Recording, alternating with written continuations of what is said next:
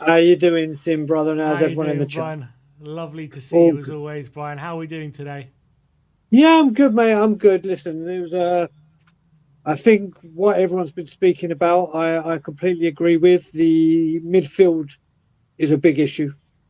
I think the midfield, we were just so open. It was so easy.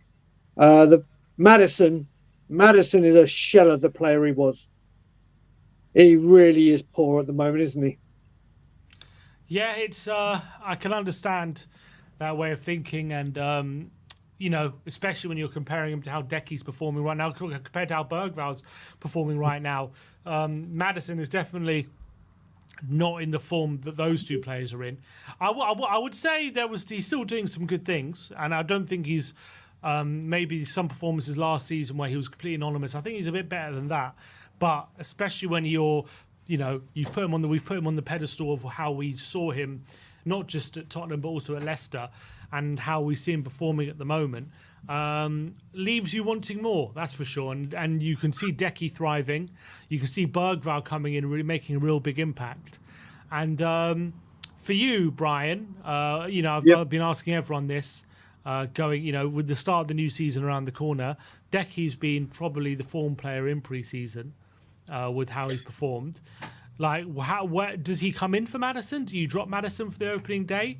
With Solanke now here, I doubt Madison is going to. Sorry, I doubt Decky will be playing that Hmm. false nine role anytime soon. With Solanke now through the door, uh, so where would you like to see him fit in? Alongside Madison, replacing Madison, or maybe back out on the right instead of Brennan?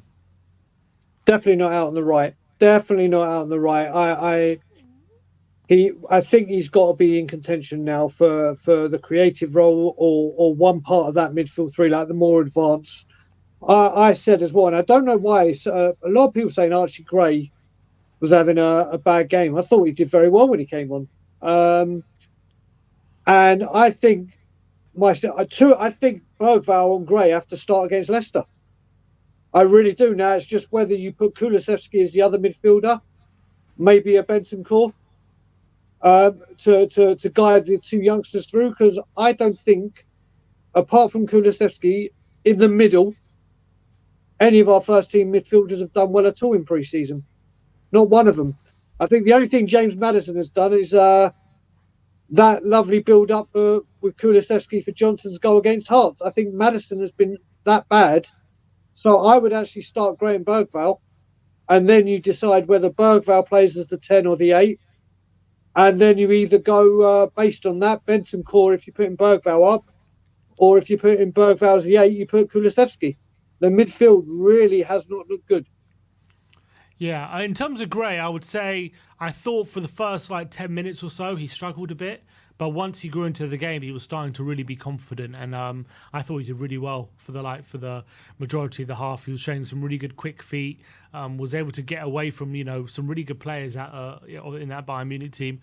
So I would definitely wouldn't say he struggled. I thought he did quite well for the majority of that half, but I thought at the beginning definitely there were some struggles for sure. Yeah, look, maybe Madison does have to come out of the team. Does seem to be the general consensus at the moment. Albeit, do you think Ange will actually do it? Do you think Ange will not start him on the opening day of the season? Now, this is the question, obviously, because you look at it, when we look at last season with set pieces, he was very, very stubborn and saying, no set piece. He's very stubborn, whether you want to call it stubborn or he's a strong believer in what he stands by. I don't think he will drop him. I think he probably will start him. Maybe thinking, do you know what? He's against his old team. He's to be pumped up. And if Madison does turn up, then he walks into the first team. But he's just, I think all he's done this pre-season, apart from that, is win fouls, which is Hmm. what he does do, which he does well. He's obviously tackled a hell of a lot to try and get him off the ball. I don't think Ange will change it. I would love to see him do it, but I don't think he will. Bentancur came on in the second half today. We Yep. saw him for the first time, since he's been at the Copper, and his first time since back end of last season. He came on for Basuma. A lot of people have been praising him, saying he did really well in that number 6 position. Based off that 45 minutes today, do you reckon he could be the answer in that number 6 position? Yeah, like I said, I mean, that was the first glimpse we'd seen of him, wasn't it? Obviously, Copper America, and he's had his holiday. I think the way the other midfielders have played, I would play him. Like I said, it's a toss up between, for me, Bentancur and Kulusevski to support the two youngsters. I did like what I saw from Bentancur. A couple of passes went aside, but like we said, it's his first real moment or minutes of club football, and he's got the rest of the week to train. So I liked what I saw from him. Obviously, we know the heights he can get to, and if he gets to those heights again, we're laughing. He is someone I would like to see start against Leicester, though. Yeah, I think when you see those glimpses of Bentancur getting back to his best, it's hard not to get excited about the prospect of him hitting those heights. And for me, when he was at his best under Conte, I thought he was one of the best centre mids in the league on that kind of form. And if he can hit that form again, then we would be, I think, we would really be in the money. And I think he could really be the answer to that number 6 position. I think a lot of the time last season when he was playing that role, he was still recovering from that injury. You could see that. I think he was more probably struggling with the fitness and the legs aspect more than anything else. And I do think he's got the temperament and the technical ability to play that role.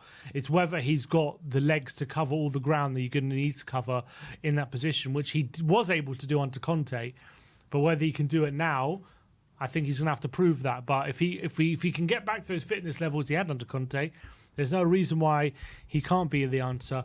Let's talk about some problems that people are going on about going into the new season, which seem to be long-standing issues now when it comes to set pieces that we concede, and also continually allowing chances conceded at the back post.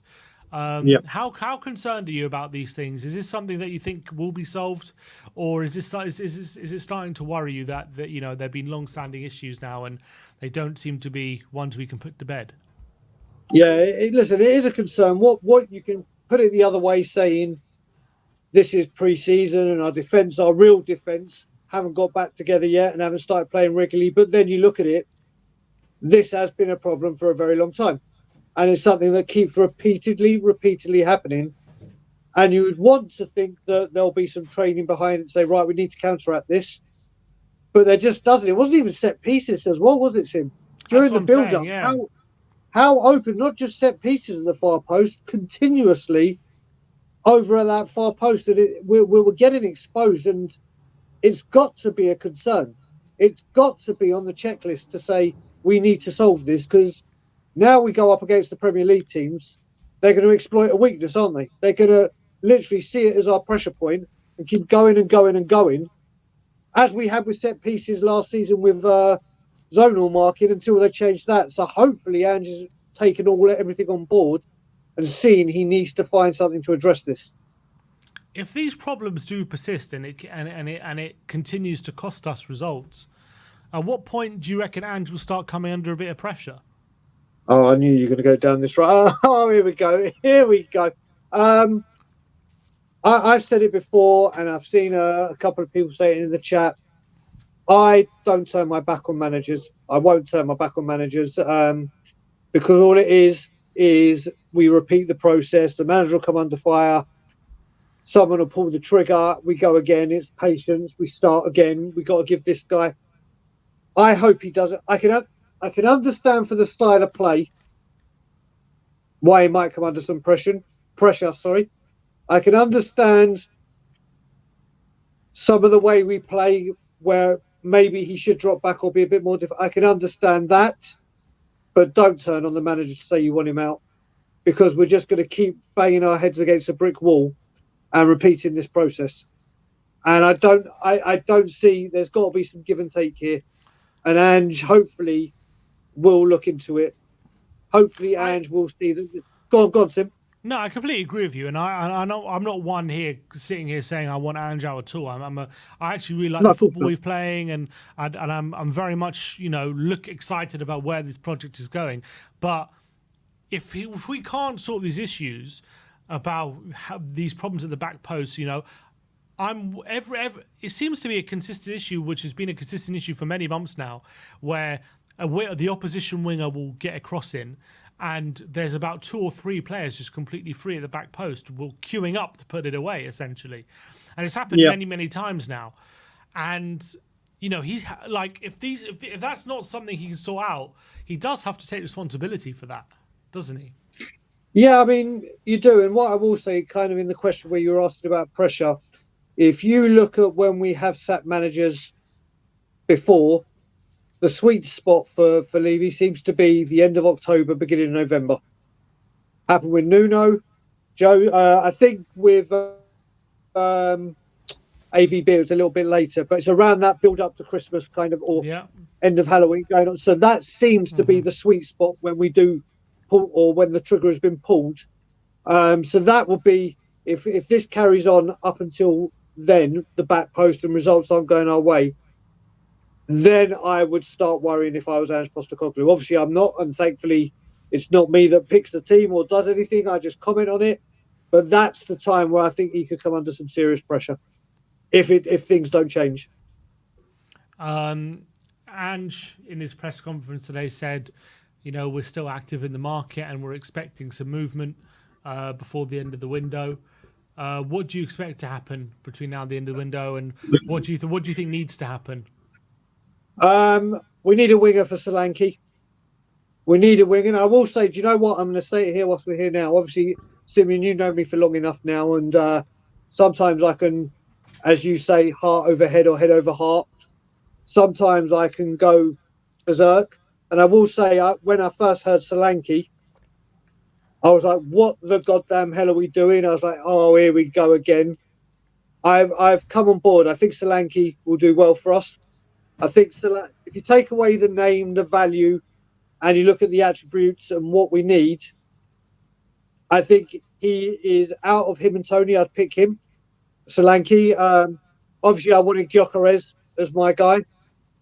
Solanke is here, so we need when you've got a striker who has got the most headed goals in the Premier League last season. We need to find someone that can actually put a decent cross in the air, because we struggle with that severely. We need to get the supply line to him. It's all good getting the guy that fits the system, but if you don't give him the tools to play the way that he scores, then you're setting him up for failure. I, I I was kind of speaking yesterday saying, is a winger more important than number 6, or is number 6 more important than a winger? And after seeing that today, I think both are just as important as each other now. I was more heavily reliant on the winger, but we know he doesn't play with the 6, really, does he? So I don't know where we go. Listen, I want Eze. You know how much I want Eze. I've wanted Eze for ages. I'd love him to come. Um, the former Maddison concerns me. If Eze comes in now, if he walks straight into this first team, I doubt it will happen though. I think we need a right winger. We need Eze, a centre midfield, and a left back. If we were to get 4 in, that would be the 4 positions I would choose. But we certainly have to get. I think we definitely need a winger and another midfielder as a matter of urgency. And if we get another winger and a midfielder, would you be happily say that Ange has been backed this window? Yeah, I would listen. I would say he's been backed. What I will say now, we've got to look at the amount of money Ange has been given. Ange now has, and obviously we've been told Solanke was the number 1 target, whether you want to believe it or not. I like I said, I couldn't believe that it wasn't done before the tour if he weren't at the Euros, but that's a different question or different argument. Ange wanted Brennan Johnson. He's got him. Ange wanted Van der Ven, who has obviously been a remarkable success. These are his players now that he's coming out and saying, I stand by them. These are my players. So he's got to be, he's got to look at it. But if he gets a right winger in, and when I say a right winger, I don't mean just an okay one. We need a very, very high standard one. If he can get a midfielder in, if he gets those players in, then you say he's backed. But they just need to be quality, not squad filler, in my opinion. No more, okay, you're good to just make up the 25. These have got to be serious contenders to walk into the team. All right, Brian, lovely to see you as always, mate. Always and a pleasure, we'll speak to you brother. very soon. See you later on, brother. I'll speak to you soon. Good night, everyone.